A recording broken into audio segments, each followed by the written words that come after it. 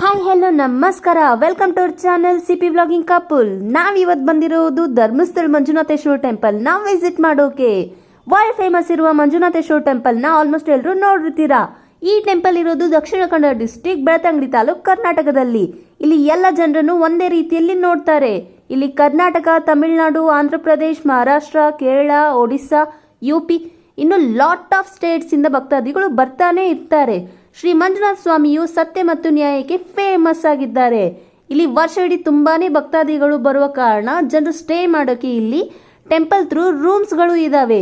ಅವು ಸನ್ನಿಧಿ, ನೇತ್ರಾವತಿ, ರಾಜತಾದ್ರಿ, ಸಾಕೇತ, ಸಹ್ಯಾದ್ರಿ, ಗಾಯತ್ರಿ, ಗಂಗೋತ್ರಿ, ಶರಾವತಿ, ವೈಶಾಲಿ ಇನ್ನು ಲಾಟ್ ಆಫ್ ಹೋಟೆಲ್ಸ್ ಇದಾವೆ. ಆ್ಯಂಡ್ ಇಲ್ಲಿ ತುಂಬಾನೇ ಕಡಿಮೆ ಅಮೌಂಟ್ ತಗೋತಾರೆ ಫ್ರೆಂಡ್ಸ್. ಈ ಟೆಂಪಲ್ನ ಐತಿಹಾಸಿಕ ಏನಂದ್ರೆ, ಧರ್ಮಸ್ಥಳಕ್ಕೆ 800 ವರ್ಷದ ಇತಿಹಾಸ ಇದೆ. ಆವಾಗಿನ ಕಾಲದಲ್ಲಿ ನೇತ್ರಾವತಿ ನದಿಯ ದಡದಲ್ಲಿ ಇರುವ ಧರ್ಮಸ್ಥಳವನ್ನು ಕುಡುಮ ಅಂತ ಕರೆಯುತ್ತಿದ್ರು. ಇಲ್ಲಿ ಭೀಮಣ್ಣ ಪೆರ್ಗಡೆ ಎಂಬ ಜೈನ ಮುಖ್ಯಸ್ಥರು ತಮ್ಮ ಪತ್ನಿ ಅಮ್ಮು ಬೆಳ್ಳಾಳ್ತಿಯವ್ರ ಜೊತೆಲಿ ಇರುತ್ತಾರೆ. ಅವರು ಇದ್ದ ಮನೆಯನ್ನು ನೆಲ್ಲಾಡಿ ಬೀಡು ಅಂತ ಕರೆಯುತ್ತಿದ್ರು. ಅವರು ಮನೆಯ ಸಮೀಪ ಚಂದ್ರನಾಥ ದೇವಾಲಯವಿತ್ತು. ಭೀಮಣ್ಣ ಹಾಗೂ ಅವರ ಪತ್ನಿ ಮಹಾನ್ ದೈವ ಭಕ್ತರಾಗಿದ್ರು.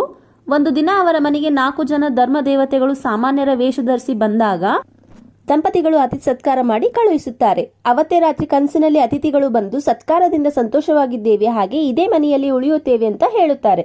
ಅವಾಗ ಮಾರನೇ ದಿನ ಆ ದಂಪತಿಗಳು ಅತಿಥಿಗಳು ಇದ್ದ ಕೊಠಡಿಯಲ್ಲಿ ನೋಡಿದರೆ ಖಡ್ಗ ಮತ್ತು ಆಯುಧಗಳು ಅಷ್ಟೇ ಇದ್ವು. ಅವಾಗ ಆ ದಂಪತಿಗಳಿಗೆ ಗೊತ್ತಾಗುತ್ತೆ ಅತಿಥಿಗಳು ಮನುಷ್ಯರಲ್ಲ ದೇವತೆಗಳು ಅಂತ ಅನ್ಕೊಂಡು ಖಡ್ಗ ಮತ್ತು ಆಯುಧಗಳನ್ನು ನೆಲ್ಲಾಡಿ ಬೀಡು ಮನೆಯಲ್ಲಿ ಇಟ್ಟು ಪೂಜೆ ಮಾಡ್ತಾರೆ. ಆವಾಗ ದೇವತೆಗಳ ಆಜ್ಞೆಯಂತೆ ಬ್ರಾಹ್ಮಣ ಅರ್ಚಕರನ್ನು ಪೂಜೆಗೆ ನೇಮಿಸಿದಾಗ ಆವಾಗ ಬ್ರಾಹ್ಮಣರು ದೈವಗಳ ಜೊತೆಯಲ್ಲಿ ದೇವರನ್ನು ಪೂಜಿಸೋಣ ಅಂತ ಸಲಹೆ ಕೊಡ್ತಾರೆ. ಆವಾಗ ಧರ್ಮ ದೇವತೆಗಳು ಹೇಳುತ್ತಾರೆ, ಕಾಶಿಯಿಂದ ತಂದು ಸ್ಥಾಪನೆ ಮಾಡಿರುವ ಮಂಗಳೂರಿನ ಕದ್ರಿಯಲ್ಲಿರುವ ಶಿವಲಿಂಗವನ್ನು ತಂದು ಸ್ಥಾಪಿಸೋಕೆ ತಮ್ಮ ಪ್ರತಿನಿಧಿಯಾದ ಅಣ್ಣಪ್ಪ ಸ್ವಾಮಿಯನ್ನು ಕಳುಹಿಸುತ್ತಾರೆ. ಲಿಂಗವನ್ನು ತಗೊಂಡು ಬರೋ ಅಷ್ಟರಲ್ಲಿ ಧರ್ಮ ದೇವತೆಗಳು ಒಂದೇ ದಿನದಲ್ಲಿ ದೇವಾಲಯವನ್ನು ಕಟ್ಟಿರುತ್ತಾರೆ. ಲಿಂಗನ ಸ್ಥಾಪನೆ ಮಾಡಿದ ನಂತರ ಮಂಜುನಾಥೇಶ್ವರ ಅಂತ ನೇಮಿಸುತ್ತಾರೆ. ಅಂದಿನಿಂದ ಇಂದಿಗೂ ಧರ್ಮಸ್ಥಳದ ದೇವಾಲಯದಲ್ಲಿ ಮಂಜುನಾಥೇಶ್ವರ ಸ್ವಾಮಿ ಹಾಗೂ ಧರ್ಮ ದೇವತೆಗಳಾದ ಕಾಳರಾಹು, ಕುಮಾರಸ್ವಾಮಿ, ಕಾಳರ್ಕಾಯಿ ಹಾಗೂ ಕನ್ಯಾಕುಮಾರಿ ದೇವತೆಗಳನ್ನು ಪೂಜಿಸಲಾಗುತ್ತದೆ. ಈ ಧರ್ಮಸ್ಥಳದ ಧರ್ಮಾಧಿಕಾರಿಗಳಾಗಿ ಹೆಗ್ಡೆ ಫ್ಯಾಮಿಲಿಯವರು ತುಂಬ ಚೆನ್ನಾಗಿ ನಿಭಾಯಿಸಿಕೊಂಡು ಬಂದಿದೆ. ಹೆಗ್ಡೆ ಫ್ಯಾಮಿಲಿಯವರು ಜೈನ ಧರ್ಮದವರಾಗಿದ್ದು ಬಹಳ ಧರ್ಮ ಪಾಲನೆಯನ್ನು ಮಾಡುತ್ತಾರೆ. ಹಾಗೆ ಈ ಕ್ಷೇತ್ರದಲ್ಲಿ ನೆಲೆಸಿದ್ದು ಶೈವ ದೇವರು, ಆದರೆ ಪೂಜೆ ಮಾಡುವವರು ವೈಷ್ಣವರು ಮತ್ತು ಇಲ್ಲಿ ಧರ್ಮದರ್ಶಿಗಳು ಜೈನರು. ಹೀಗೆ 3 ಧರ್ಮಗಳು ಸಂಗಮವಿದೆ. ಹಾಗಾಗಿ ಎಲ್ಲ ಧರ್ಮದ ಭಕ್ತಾದಿಗಳು ವರ್ಷವಿಡೀ ಬರ್ತಾನೆ ಇರ್ತಾರೆ ಫ್ರೆಂಡ್ಸ್. ನೀವಿಲ್ಲಿ ನೋಡ್ತಾ ಇರ್ಬೋದು ಮಂಜುನಾಥ ಸ್ವಾಮಿಯ ರಥವನ್ನು ಡೆಕೋರೇಷನ್ ಮಾಡ್ತಾ ಇದ್ದಾರೆ. ಆ್ಯಂಡ್ ಇಲ್ಲಿ ವರ್ಷವಿಡೀ ಹೀಗೆ ಲಾಟ್ ಆಫ್ ಜನ ಬರ್ತಾನೆ ಇರ್ತಾರೆ. ಆ್ಯಂಡ್ ಸ್ವಾಮಿಯ ದರ್ಶನಕ್ಕೆ ಹೋಗೋ ಟೈಮ್ ಎಂಡ್ ಆಗಿತ್ತು. ಸೊ ಜನರು ಹಾಗೆ ಕ್ಯೂ ಅಲ್ಲಿನೇ ದರ್ಶನಕ್ಕೆ ವೇಟ್ ಮಾಡ್ತಾ ಇದ್ದಾರೆ. ಹಾಗೆ ನೀವಿಲ್ಲಿ ನೋಡ್ತಾ ಇರ್ಬೋದು, ಇದು ಊಟ ಪ್ರಸಾದಕ್ಕೆ ಹೋಗೋ ಪ್ಲೇಸ್. ಎಷ್ಟು ಬಿಗ್ ಆ್ಯಂಡ್ ಕ್ಲೀನ್ ಆಗಿದೆ ಅಲ್ವಾ ಫ್ರೆಂಡ್ಸ್. ಬನ್ನಿ ಇನ್ಸೈಡ್ ಹೋಗೋಣ. ವಾವ್, ನೋಡಿ ಇಲ್ಲಿ ಎಷ್ಟು ಜನರು ಬಂದರೂ ಊಟಕ್ಕೆ ಕಡಿಮೆನೇ ಇರಲ್ಲ.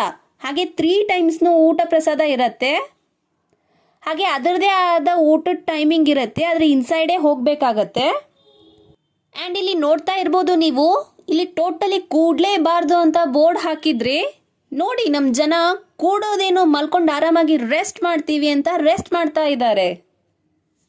ಆ್ಯಂಡ್ ಈ ಪ್ಲೇಸ್ ಅಂತೂ ನಿಮಗೆ ಗೊತ್ತಾಗ್ಬೋದು, ಇದು ಬಾಹುಬಲಿ ಬೆಟ್ಟಕ್ಕೆ ಸ್ಟೆಪ್ಸ್ ಥ್ರೂ ಹೋಗೋ ಪ್ಲೇಸ್ ಅಂತ. ಇಲ್ಲಿ ಇವಾಗ ಸ್ಟೆಪ್ಸ್ ಹತ್ಕೊಂಡು ಹೋಗಬೇಕಂದ್ರೆ ಕಾಲಂತೂ ತುಂಬಾ ಪೇನ್ ಆಗುತ್ತೆ. ಇಫ್ ನಾವು ಆಟೋ ಆರ್ ರೋಡ್ವೇಯಲ್ಲಿ ಹೋದರೆ ಅಷ್ಟೇನು ಕಾಲು ಪೇನ್ ಆಗಲ್ಲ.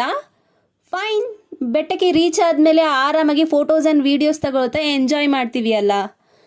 ಅಲ್ಲಿರುವ ಗ್ರೀನರಿ ವ್ಯೂ ಅಂತೂ ಚೆನ್ನಾಗಿರುತ್ತೆ ನೋಡೋಕೆ.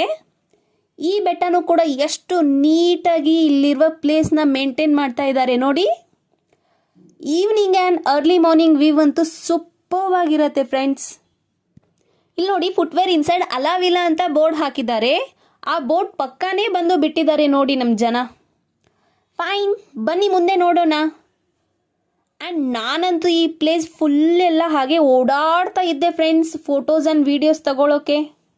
ಹಾಗೆ ಈ ಬಾಹುಬಲಿಯ ಪ್ರತಿಷ್ಠಾಪನೆ ಹೇಗಾಯಿತು ಅಂದರೆ, 1967ರಲ್ಲಿ ಈ ಬಾಹುಬಲಿ ಮೂರ್ತಿಯ ಕೆತ್ತನೆ ಕಾರ್ಕಳದಲ್ಲಿ ಸ್ಟಾರ್ಟ್ ಮಾಡಿ ಇದರಲ್ಲಿ 50ರಿಂದ 60 ಜನ ಶಿಲ್ಪಿಗಳು ಕೆತ್ತನೆ ನಡೆಸಿ 1973ರಲ್ಲಿ ಕಾರ್ಕಳದಿಂದ ರತ್ನಗಿರಿ ಧರ್ಮಸ್ಥಳ ಬೆಟ್ಟದವರೆಗೂ ಯಾತ್ರೆ ಸ್ಟಾರ್ಟ್ ಮಾಡಿ 23 ದಿನಗಳ ನಂತರ ರೀಚ್ ಆಗಿ 1982ರಲ್ಲಿ ಪ್ರತಿಷ್ಠಾಪನೆ ಮಾಡಿ ಮಹಾಮಸ್ತಾಭಿಷೇಕ ಮಾಡುತ್ತಾರೆ.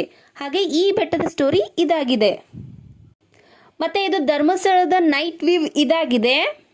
ಅಷ್ಟೊಂದು ಜನರು, ಎಷ್ಟೊಂದು ಬ್ಯೂಟಿಫುಲ್ ಆಗಿ ಕಾಣ್ತಾ ಇದೆ ಅಲ್ಲ ಟೆಂಪಲ್. ಆ್ಯಂಡ್ ಇದು ಮಂಜುಷಾ ಮ್ಯೂಸಿಯಂ. ಇಲ್ಲಿ ಇನ್ಸೈಡ್ ಹೋದ್ಮೇಲೆ ಅಲ್ಲಿರುವ old weapons, boats, cameras, sea stones etcetera ತುಂಬ ಅಂದರೆ ತುಂಬಾ ಇದ್ದಾವೆ. ಈ ಮ್ಯೂಸಿಯಮಿಂದ ಹಳೆ ಕಾಲದಲ್ಲಿ ಏನೇನು ಥಿಂಗ್ಸ್ನ ಯೂಸ್ ಮಾಡಿದ್ರು ಅಂತ ತಿಳ್ಕೊಬೋದು. ಆ್ಯಂಡ್ ಫೈನಲ್ ಆಗಿ ಇದು ಅಣ್ಣಪ್ಪ ಸ್ವಾಮಿಯ ಬೆಟ್ಟ. ನಾ ಆವಾಗಲೇ ಸ್ಟೋರಿಯಲ್ಲಿ ಹೇಳಿರುವ ಹಾಗೆ ಅಣ್ಣಪ್ಪ ಸ್ವಾಮಿಯು ಮಂಜುನಾಥ ಸ್ವಾಮಿಯನ್ನು ಕರೆದುಕೊಂಡು ಬಂದಿದ್ದರು. ಹಾಗೆ ಈ ಧರ್ಮಸ್ಥಳದ ರಕ್ಷಕರಾಗಿ ಈ ಬೆಟ್ಟದಲ್ಲಿನೇ ನೆಲೆಸಿದ್ದಾರೆ ಅಂತ ನಂಬಿಕೆ ಇದೆ. ಈ ವಿಡಿಯೋ ಎಲ್ರಿಗೂ ಇಷ್ಟ ಆಗಿದೆ ಅಂತ ಅನ್ಕೋತೀನಿ. For more vlogging videos do like and subscribe. Thank you for watching.